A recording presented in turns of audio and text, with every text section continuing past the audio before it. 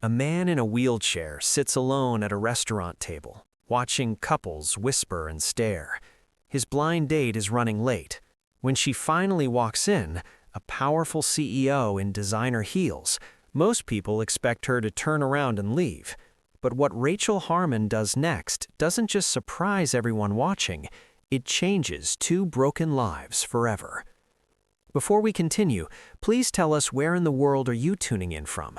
We love seeing how far our stories travel. Ethan Cross checked his phone for the fourth time in 10 minutes, 7:15 p.m. She was 15 minutes late, and every minute that passed made the stares worse. The Riverside Bistro was the kind of place where reservations took weeks, and the wine list had its own leather-bound menu. Soft piano music played from somewhere unseen, mixing with the quiet murmur of conversation and the clink of expensive silverware against china. Every table was full, with couples leaning close, sharing desserts and secrets.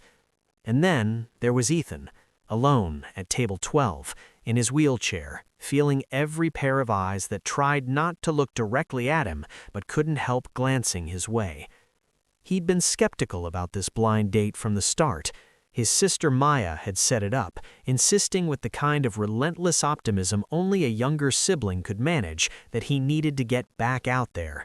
That had been her exact phrase. "Get back out there, Ethan. It's been 4 years."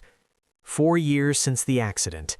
4 years since he'd lost the use of his legs, and in many ways, his old life.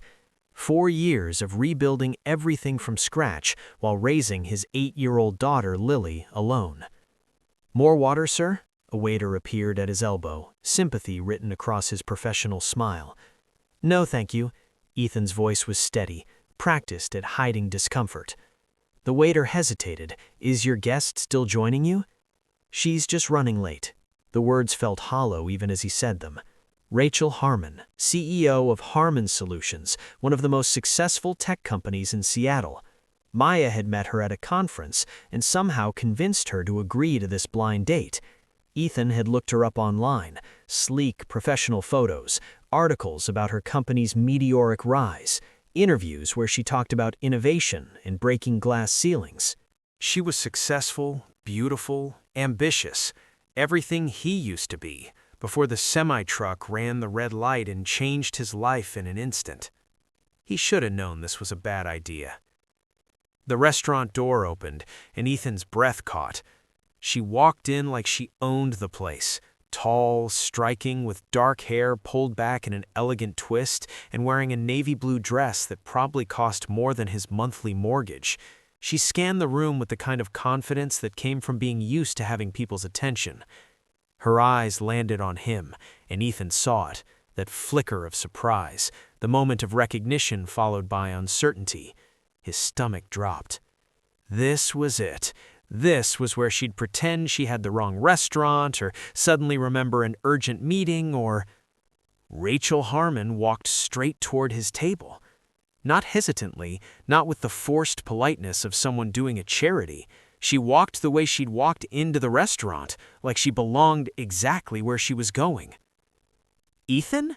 Her voice was warm, slightly breathless. "I am so sorry I'm late. My meeting ran over, then traffic was a nightmare, and I couldn't even text because my phone died." She held up a dead iPhone as evidence before sliding into the seat across from him. "Please tell me you haven't been waiting long." Ethan stared at her, temporarily robbed of speech. She was settling in, shrugging off her coat, catching the waiter's attention to order wine, acting like this was completely normal.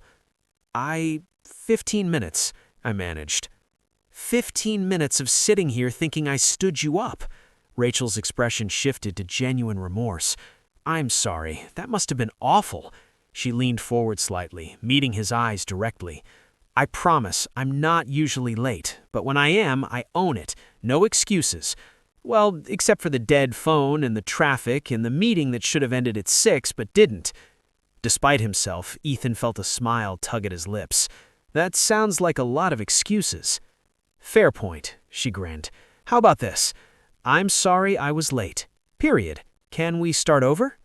The waiter appeared with her wine, and Rachel ordered an appetizer without consulting the menu, then looked at Ethan expectantly. Do you trust me? We just met. Then let's practice. She turned to the waiter. We'll also have the bruschetta, the calamari, and the cheese plate. Basically, bring us everything that's good for sharing. After the waiter left, Rachel turned her full attention back to Ethan. So, Maya tells me you're a graphic designer. She did? Ethan was still trying to process the fact that this was actually happening, that Rachel Harmon, CEO, and probably the most intimidating person he'd ever been set up with, was sitting across from him acting like his wheelchair was completely unremarkable. She did. She also told me you're annoyingly good at it, which made me want to see your portfolio. Rachel pulled out a charger from her purse and plugged her phone into a nearby outlet with the ease of someone used to taking charge of situations. But since my phone is currently dead, you'll have to just tell me about your work instead. What did Maya tell you about me? The question came out before Ethan could stop it. Rachel paused, her expression shifting to something more thoughtful. She told me you were her brother, that you were talented, that you had a daughter, and that you'd been through something difficult but came out stronger. She met his eyes. She didn't tell me about the wheelchair, if that's what you're asking. But I'm guessing you're wondering if it would have changed my mind about showing up. Ethan felt heat rise to his face. It wouldn't have. Rachel's voice was firm. I agreed to this date because Maya spoke highly of you as a person. Everything else is just details. Details? The word almost made Ethan laugh. That's one way to put it. What would you call it? A complication, a deal breaker, the reason most of my dates end before they begin. The honesty surprised him, but something about Rachel's directness made him respond in kind. Rachel leaned back in her chair, studying him with an intensity that should have been uncomfortable, but somehow wasn't. Let me tell you something about complications. I run a tech company in an industry that still thinks women should be assistants, not executives. I've had investors tell me to my face that I'm too emotional to make hard decisions. I've been called aggressive when male CEOs doing the same thing are called decisive. She took a sip of her wine. Everyone has complications. The question is whether you let them define you or you define yourself despite them. That's a nice speech, Ethan said, and was surprised to find he wasn't being sarcastic. But you're comparing corporate sexism to a wheelchair. It's not the same thing. You're right, it's not, Rachel nodded. Your challenges are different from mine. But here's what I know. You're sitting here in a restaurant that's not exactly wheelchair-friendly, wearing a really nice shirt that suggests you put effort into tonight, waiting for a blind date you probably didn't even want to go on because your sister nagged you into it. She smiled. That takes courage, and I respect courage. The appetizers arrived, and for a few minutes they focused on food. The bruschetta was exceptional, the calamari perfectly crispy, and the tension that had been coiled in Ethan's shoulders began to slowly release. Tell me about your daughter, Rachel said, spearing a piece of calamari. Maya mentioned her, but I want to hear about her from you. Ethan's entire demeanor changed. His face softened, his voice warmed. Lily, she's 8, going on 30, smart as a whip, bossy as hell, and the best thing that ever happened to me. What's she like? She's fearless. After the accident, when I was in the hospital and then rehab, everyone worried about how she'd handle it. She was 4 years old, and her dad went from being able to play with her to being in a wheelchair. Ethan paused, remembering those dark months. But Lily just adjusted. She'd climb into my lap and tell me stories about her day at preschool. She'd help with my physical therapy by counting my exercises. She never made me feel broken. Rachel's expression had shifted to something soft, almost vulnerable. She sounds amazing. She is. She's also convinced that I need a friend, which is her word for girlfriend. She's been on this campaign for the past year to get me to date. Ethan shook his head. Hence Maya's interference. They've apparently been conspiring together. An 8-year-old matchmaker. I like her already. They talked through the rest of the appetizers and into their entrees. Rachel told him about building her company from the ground up, about the early days when it was just her and 2 college friends coding in a garage. She talked about the pressure of going public, of board meetings and shareholder expectations. Do you ever wish you could go back to when it was simpler? Rachel considered this. Sometimes, when it was just the three of us, we could make decisions quickly, take risks without consulting lawyers and investors. But we also ate ramen for every meal and couldn't afford health insurance. She smiled. Success is complicated, but I wouldn't trade it. What happened to your two friends, the ones from the garage? Something flickered across Rachel's face. Mark is still with the company. He's our CTO. Sarah, she paused. Sarah died 3 years ago. Car accident. I'm sorry. The words felt inadequate, but Ethan meant them. Thank you, Rachel's voice was quiet. She was my best friend, the one who believed in the company when no one else did. Losing her, it changed everything, made me realize how fragile success is, how fragile life is. They sat in silence for a moment, the weight of shared grief hanging between them. Is that why you said yes to this date? Because life's fragile and you might as well take chances. Rachel met his eyes. I said yes because Maya was persistent and because I haven't been on a real date in 2 years. I've been married to my company, and that's starting to feel lonely. She reached across the table, her hand stopping just short of his. But I'm glad I said yes. You're interesting, Ethan Cross, and you make me want to know more. The date ended with Rachel's phone finally charged enough to call her driver. They stood, well, Rachel stood and Ethan sat, outside the restaurant, neither quite ready to say goodbye. I'd like to see you again, if you're interested. Ethan looked up at her, this confident CEO who'd somehow made him feel normal for the first time in years. I'm interested, but you should know dating me is complicated. I have Lily, I have physical limitations, I have… Stop. Rachel's voice was firm, but not unkind. I know what I'm signing up for. The question is, are you ready to let someone in? It was the right question, the one Ethan had been avoiding asking himself. I don't know, he admitted, but I'd like to try. Rachel smiled, and it transformed her face from striking to beautiful. Then let's try. They exchanged numbers, and as Rachel's town car pulled up, she leaned down and kissed his cheek. Next time you pick the restaurant, somewhere more accessible. You notice that? I notice everything, she winked. It's why I'm a good CEO. Ethan watched her drive away, his cheeks still warm from her kiss, his mind already racing with the implications of what had just happened. The second date happened 3 days later at a casual Italian place Ethan knew had wide aisles and an accessible bathroom. Rachel showed up in jeans and a sweater, her hair down, looking somehow more intimidating in casual clothes than she had in her business attire. This is more my speed, she said, sliding into a booth across from him. Don't get me wrong, I love a fancy restaurant, but give me good pasta and decent wine, and I'm happy. They talked easier this time, the initial awkwardness gone. Rachel asked about his design work, and Ethan pulled up his portfolio on his tablet. She scrolled through it, asking smart questions about his process, genuinely interested in the technical aspects. You're really good, she said, and it didn't sound like flattery. Have you thought about expanding, taking on bigger clients? I keep it small deliberately. Lily's my priority, and I need flexibility. That makes sense. Rachel handed back the tablet, but don't sell yourself short. You could do both. Over the next few weeks, they fell into a pattern. Coffee dates that turned into long conversations. Walks, well, Rachel walked while Ethan rolled beside her through accessible parks where they talked about everything and nothing. Phone calls that lasted past midnight, both of them lying in their respective beds, voices quiet in the darkness.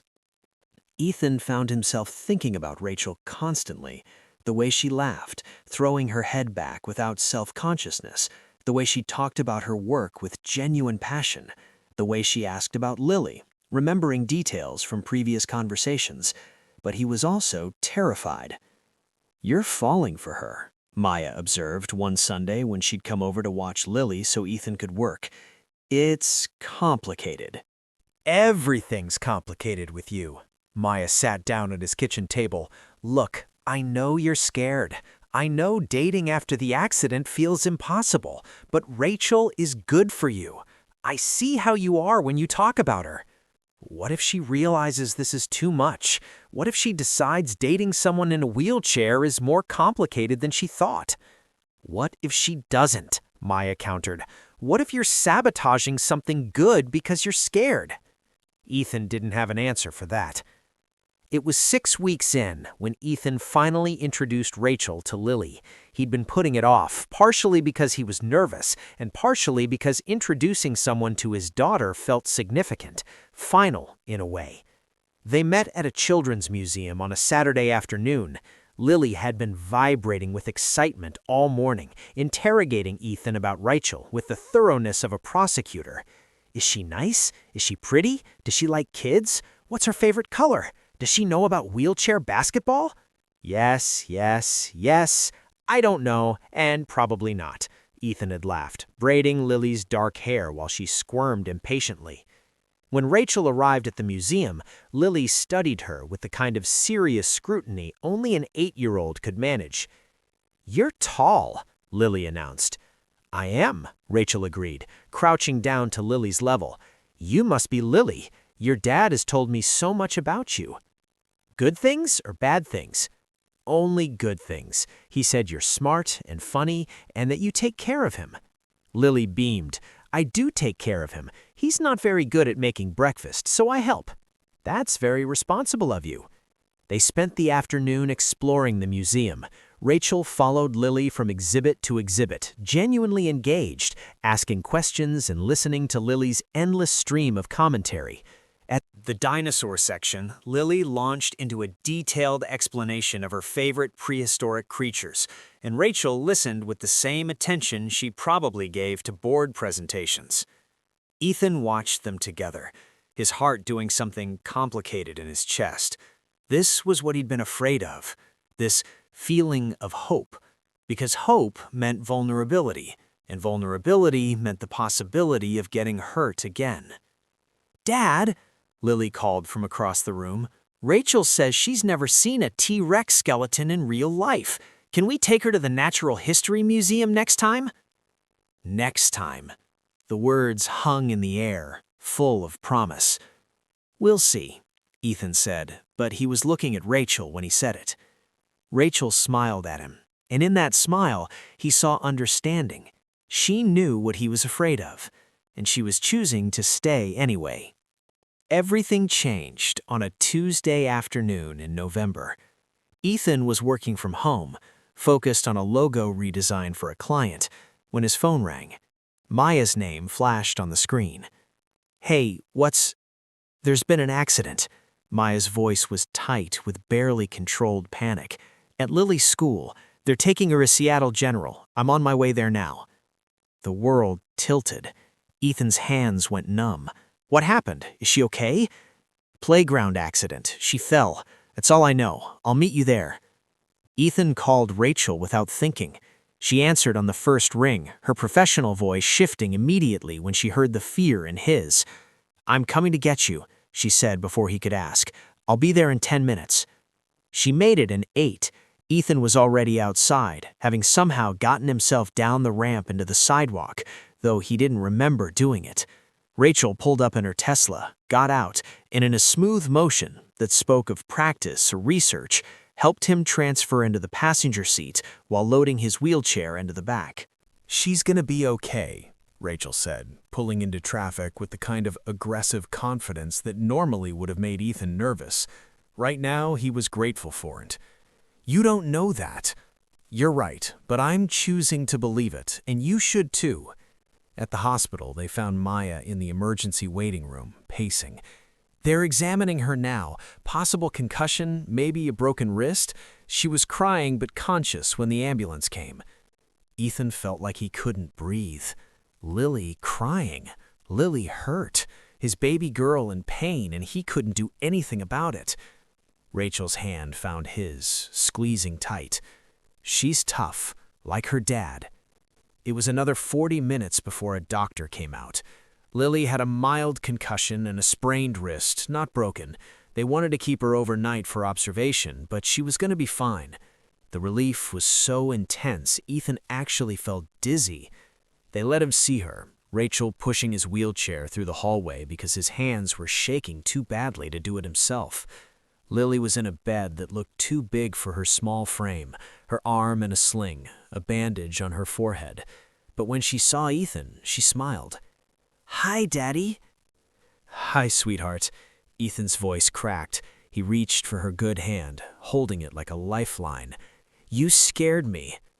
"I scared me, too. I was on the monkey bars and I fell." Her lip trembled. "It hurt really bad." "I bet it did." "But I was brave. The nurse said so." "You're always brave." Ethan kissed her forehead, careful to avoid the bandage. Lily's eyes drifted past him to where Rachel stood in the doorway. "You came too?" "Of course I came." Rachel stepped into the room. "Your dad called, and I wanted to make sure you were okay." "That's nice." Lily's eyes were starting to droop, the pain medication kicking in. "You're a good friend, Rachel." "So are you, Lily." As Lily drifted off to sleep, Ethan felt the adrenaline crash hit him. His hands were still shaking. Rachel noticed, pulling up a chair beside his wheelchair and taking his hand again.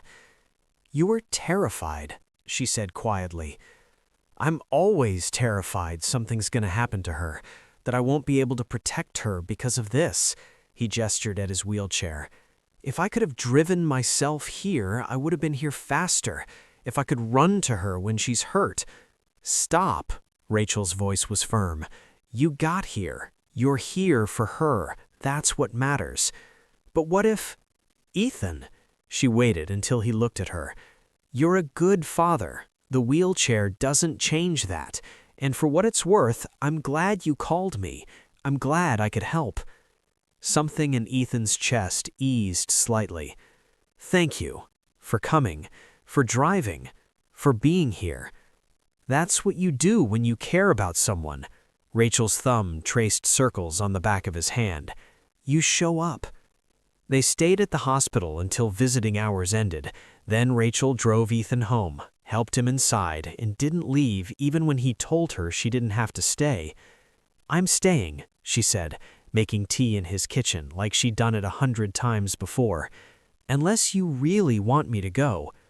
"I don't want you to go." She brought him tea, sat on the couch beside his wheelchair, and they sat in comfortable silence, her hand in his. "I'm falling in love with you," Ethan said into the quiet. He hadn't planned to say it, but the words came anyway. "And it terrifies me." Rachel turned to look at him, her expression serious. "Why does it terrify you?" "Because what if you decide this is too much? What if you realize you don't want to be with someone who needs help, who can't do normal things, who—" "Ethan!" She shifted, moving from the couch to kneel in front of his wheelchair so they were eye level. "Do you want to know what I see when I look at you? I see a man who rebuilt his life after a tragedy. I see a father who loves his daughter more than anything. I see someone who's kind and talented and funny and so busy focusing on what he can't do that he doesn't see everything he can." "Ethan!" "I'm not finished." Her hands came up to frame his face. "I'm falling in love with you too. And yes, there are challenges, but every relationship has challenges. At least ours are honest ones. I don't want to disappoint you." "Then don't push me away because you're scared. That would disappoint me." Ethan kissed her. It was their first real kiss, and it tasted like tea and tears and the beginning of something that felt like courage. Lily came home the next day with a collection of get-well cards from her classmates and a new attitude toward Rachel. "She's not just your friend, right?" Lily asked Ethan while he made her lunch, a grilled cheese that was slightly burnt, but she ate it anyway. "She's your girlfriend." "Would that be okay with you?" Lily considered this with the seriousness she gave all important questions. "I like her. She came to the hospital even though she didn't have to, and she makes you smile more." She took a bite of grilled cheese. "Plus, she's tall. That's useful for reaching high things." Ethan laughed, the sound surprising him. "That's your criteria? Height?" It's practical, Dad. Over the next few months, Rachel became woven into the fabric of their lives. She came to Lily's school play and sat in the front row cheering louder than anyone. She learned to make Lily's favorite breakfast, chocolate chip pancakes shaped like dinosaurs. She joined them for weekend movie nights, sitting on the couch with Lily sprawled between them, all three of them arguing good-naturedly about which movie to watch. She also pushed Ethan in ways he needed. When he mentioned wanting to expand his business but worried about managing it, she helped him interview and hire an assistant. When he expressed frustration about a client who insisted on meeting in an inaccessible office, she taught him how to advocate for himself without apologizing. "You're allowed to ask for what you need," she said, "and if they can't accommodate reasonable accessibility requests, they're not clients worth having." But it wasn't all smooth. There were hard moments, like when Ethan's custom wheelchair broke and he spent a week dealing with insurance companies while being stuck at home. Rachel saw him at his most frustrated, most angry, most vulnerable, and she didn't flinch. There was the night he broke down, the weight of everything pressing on him, the fear of not being enough for Lily, the guilt about needing help, the worry that Rachel would eventually realize she could do better. "I can't do everything," he said, his voice raw. "I can't play basketball with Lily. I can't dance with you at weddings. I can't—" "Ethan," Rachel took his face in her hands, "I don't need you to do everything. I need you to be you. That's enough. You are enough." It was 10 months after their first date when Ethan decided to propose. He'd thought about elaborate plans, taking her to the restaurant where they met, renting out a museum, something cinematic and perfect. But in the end, it happened on a random Thursday evening. Lily was at Maya's house for a sleepover. Ethan and Rachel were on his couch, Rachel's laptop open as she finished some work while he sketched ideas for a new logo. The TV played softly in the background, some sitcom neither of them was really watching. Rachel closed her laptop. "Done, finally. Sorry for working during our evening." "I don't mind. I like having you here even when we're doing separate things." She smiled at him, that smile that still made his heart skip. "Me too. This feels like home." The words settled something in Ethan. This was it. This was the moment. "Marry me." Rachel's eyes went wide. "What?" "Marry me," Ethan repeated. He rolled closer, his heart pounding. "I don't have a ring yet. I didn't plan this, but I've been thinking about it for months, and I'm tired of waiting for the perfect moment." Moment. This is the perfect moment. You, me, an ordinary Thursday. This is our life, Rachel, and I want it to be our life forever. "Ethan, I know I come with complications. I know there will be hard days, but I love you. I love how you make me braver. I love how you love my daughter. I love how you see me, really see me, not just the wheelchair." He took her hand. "Marry me, Rachel, please." Rachel was crying, which she was pretty sure was a good sign. "You're serious? You want to marry me?" "More than I've wanted anything in years." "Then yes." She laughed, the sound watery but joyful. "Yes, Ethan Cross, I'll marry you." She kissed him, and Ethan felt something he hadn't felt since before the accident. Complete. Not despite his wheelchair, not in spite of his limitations. Complete because of who he was, all of him, and because she chose to love all of him.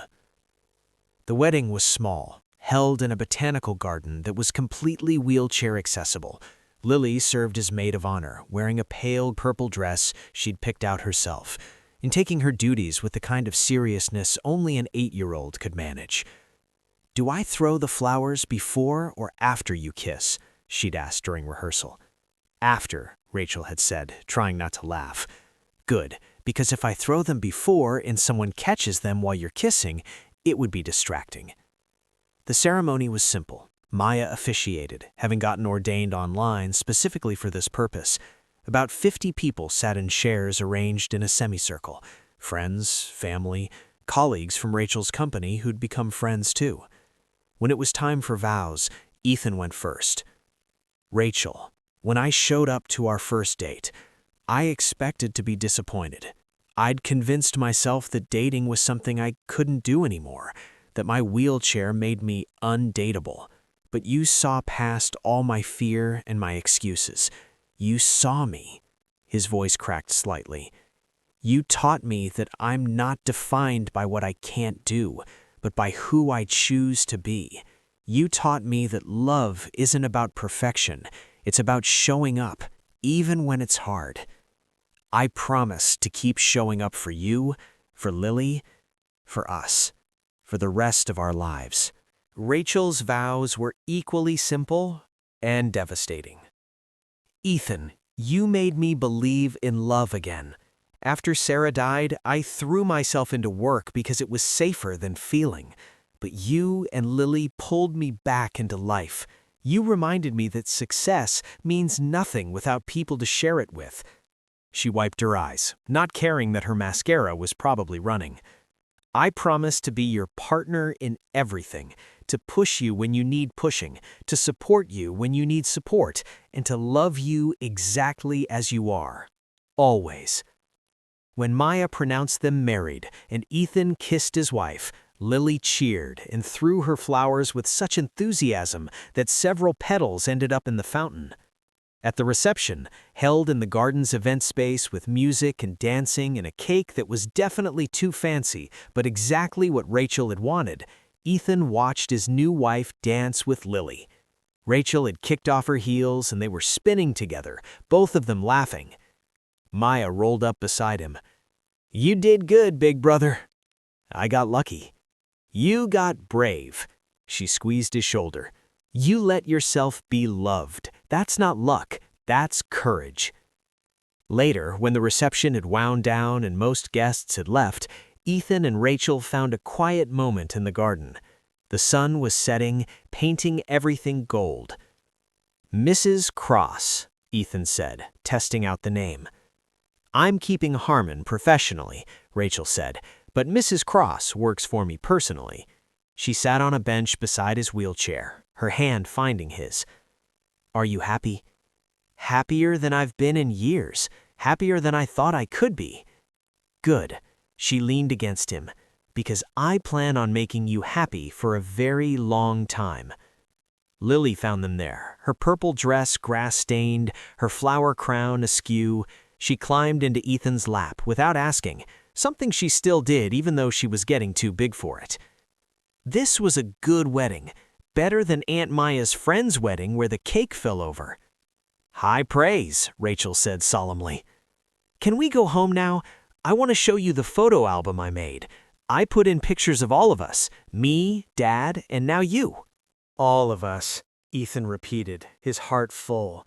That's what they were now, a family, built not on what they'd lost, but on what they'd found, each other. As they left the garden, Rachel pushing Ethan's wheelchair while Lily skipped ahead, Ethan thought about that first date, about sitting alone in a restaurant, convinced he was about to be rejected, about Rachel walking in and choosing to stay. Sometimes the best things in life come when you're brave enough to show up, wheelchair and all, and trust that the right person will see past what you think are limitations to the truth underneath. That love isn't about being perfect, it's about being present. It's about showing up, even when you're scared. And sometimes, when you're very lucky, someone shows up for you, too. If this story reminded you that love sees the person, not the obstacles, share it with someone who needs to hear it. Subscribe for more stories about courage, second chances, and the beautiful ways people find each other when they're brave enough to be vulnerable.